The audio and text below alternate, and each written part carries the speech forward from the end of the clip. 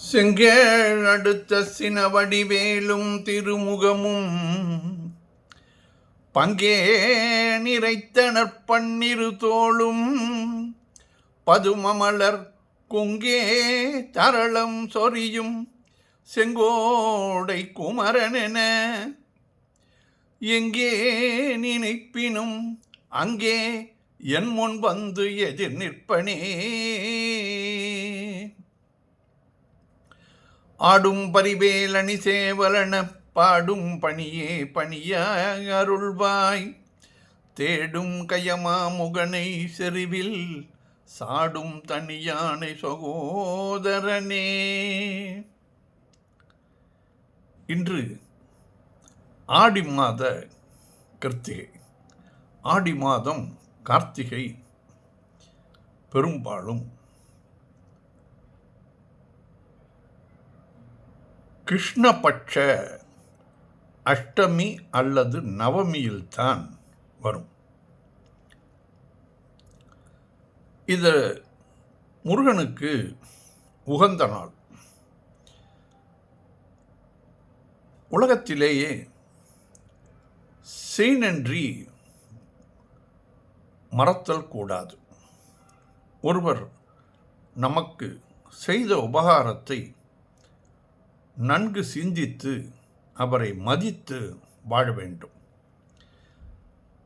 இதை முருகன் ஆன்மாக்கள் உய்யும் பொருட்டு வழிநடத்தி காட்டினார். 6 கார்த்திகை பெண்கள் முருகனை அரவணைத்து பாலூட்டி சிறு குழந்தை பிராயத்திலே அவர்கள் முருகனுக்கு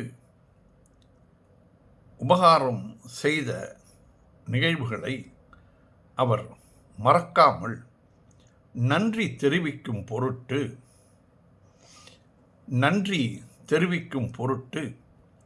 இந்த கார்த்திகை நட்சத்திரத்தில் மாதம் வருகிற கார்த்திகையில் முருகனுக்கு பல கோயில்களிலும் அபிஷேகம் நடைபெறும்.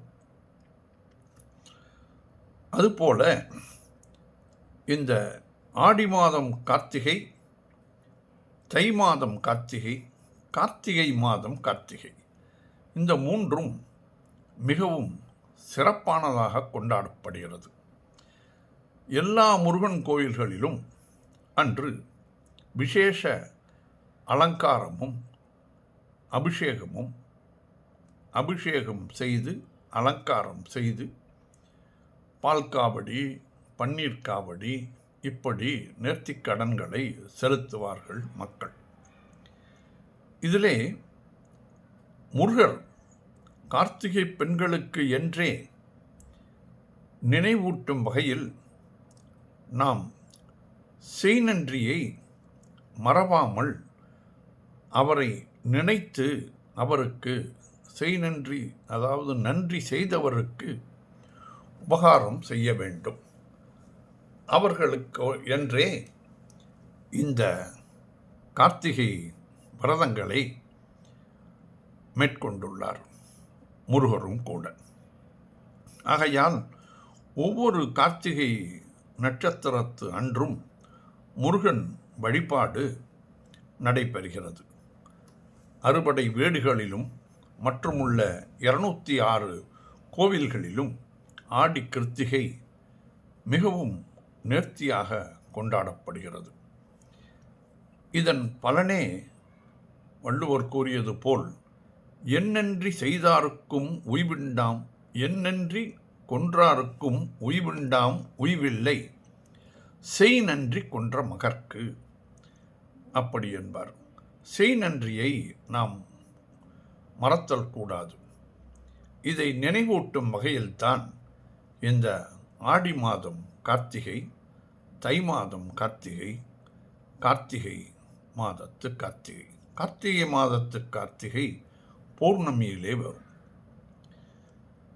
இந்த ஆடி மாத கார்த்திகை முன் கூறியது போல் அஷ்டமியோ அல்லது நவமியோ தேய்பிறையில் வரும். இது முருகன் பிறந்தவுடன் இந்த கார்த்திகை பெண்களை கூப்பிட்டு அந்த குழந்தையை நீங்கள் பார்த்துக்கொள் என்று சிவபெருமான் கூற, அவர்கள் தங்கள் தலைமேல் இதை எடுத்துக்கொண்டு அவர்கள் முருகனுக்கு ஒருவர் பாலூட்டுகிறார், ஒருவர் என் குழந்தை என்கிறார். இந்த குழந்தை ஆறு குழந்தை, கையை பிடித்து இழுக்கவும் காலை பிடித்து இழுக்கவும் 6 பெண்களும் 6 குழந்தைகளாக ஆறும் இழுக்கவும் 6 குழந்தைகளாக பிரிந்து அது 6 குழந்தை என்று ஆளுக்கு ஒரு குழந்தையாக அவர்கள் பாராட்டி சீராட்டி வளர்த்து வருகிறார்கள். அன்னை பராசக்தி பார்வதி தேவி சிவபெருமானும் வந்து அந்த குழந்தையை அணைக்கும் பொழுது அந்த 6 குழந்தைகளும் ஒன்றாகச் சேர்ந்து 6 முகம், 12 கண்கள், 12 கைகள், இப்படி அந்த குழந்தைகள் ஒன்றாகி அறுமுகமாக ஆறுமுகம் என்ற பெயரிலே நமக்கு முருகன் காட்சியளிக்கின்றார். இந்த மகிமையைத்தான் நாம் ஆடி மாத கிருத்திகையிலும் தை மாத கிருத்திகையிலும் நினைவூட்டி அன்று மக்கள் எல்லோரும் திருப்புகழ், கந்தர் அனுபூதி, கந்தர் அந்தாதி, அலங்காரம் இப்படி பாடல்களை பாடி ஆன்மாக்கள் உய்யும் பொருட்டு பல கோயில்களுக்கும் சென்று நேரிலே அந்த அபிஷேகங்களை பார்த்து மனநிறைவு அடைந்தால் உள்ளத்தில் மன நிம்மதி ஏற்படும். மனம் அமைதியானால் உடலில் உபாதைகள் வராது. இதைத்தான் இந்த ஆடி கிருத்திகை நமக்கு தெளிவாக கூறுகிறது. நன்றி, வணக்கம்.